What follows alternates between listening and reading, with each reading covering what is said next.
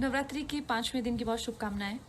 Bore हो गए होंगे ना आप लोग घर पे, उदास भी हो गए होंगे, डिप्रेस्ड भी हो गए होंगे, कई तो रो रहे होंगे। अच्छा है, क्योंकि ये वक्त बुरा नहीं है। बुरे वक्त को कभी बुरा मत समझना। बुरा वक्त एक्चुअली में ओनली अच्छा वक्त होता है। अब आप बोलेंगे मैं तो फिलॉसफी चाह रही हूँ, ऐसा नहीं है।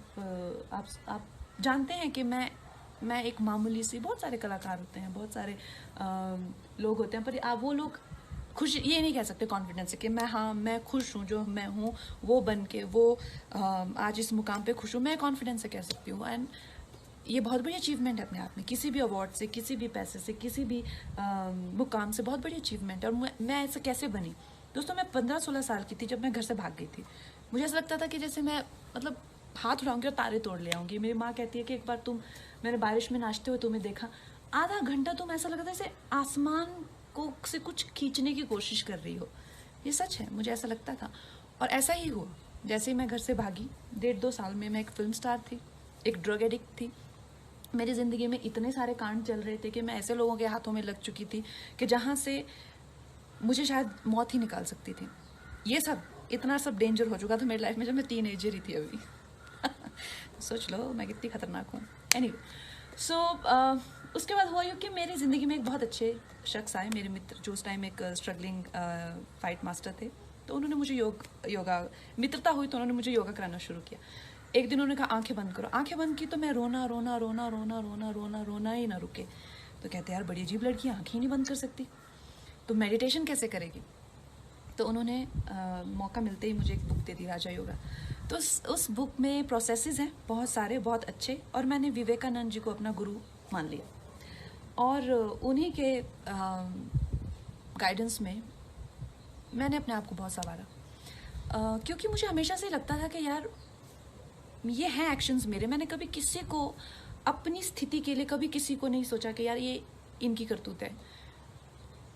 तो I think that is why I could work on my self. और अगर वो मुकाम मेरी ज़िंदगी में नहीं आता तो शायद मैं भीड़ में गुम जाती, शायद मैं इतने आगे नहीं आ पाती।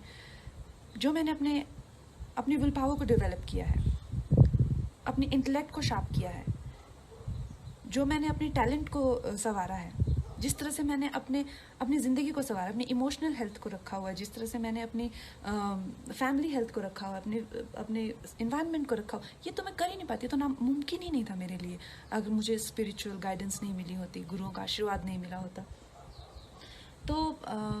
तो इस मुकाम की बड़ी अहमियत है। और जो प्रोसेस मैंने किया था, ब्रह्मचर्य का मैंने सहारा लिया था 2-2.5 साल। उस टाइम पे मैंने एक फ़िल्म की थी फैशन, और मेरी एक बहुत अच्छी मित्र थी अश्विनी देशमुख। आजकल उनसे बात नहीं होती है, पर वो उस टाइम मुंबई मिरर की जर्नलिस्ट थी। तो उन्होंने देखा यार तुम क्या करती हो, सिर्फ सफ़ेद वस्त्र पहनती हो और उबला हुआ खाना खाती हो। तो मैंने उन्हें बताया, तो उन्होंने एक बड़ी भलती सी स्टेटमेंट लिख दी कि कंगना टर्न सेलिब्रेट। तो ब्रह्मचर्य इज़ नॉट अबाउट सेलिब्रेसी और नॉट जस्ट अबाउट सेलिब्रेसी। ब्रह्मचर्य के बहुत अच्छे प्रोसेसेस होते हैं, और उससे जो है आपकी एनर्जी को, अगर आपको बिल्कुल अपने हाथों में लेना हो, अगर आपको अपनी लाइफ की जो गाड़ी की ब्रेक है या क्लच है, सब अपने हाथ में, व्हील अपने हाथ में लेना है, you need to do processes like that. And specially अगर आपके पास ऐसी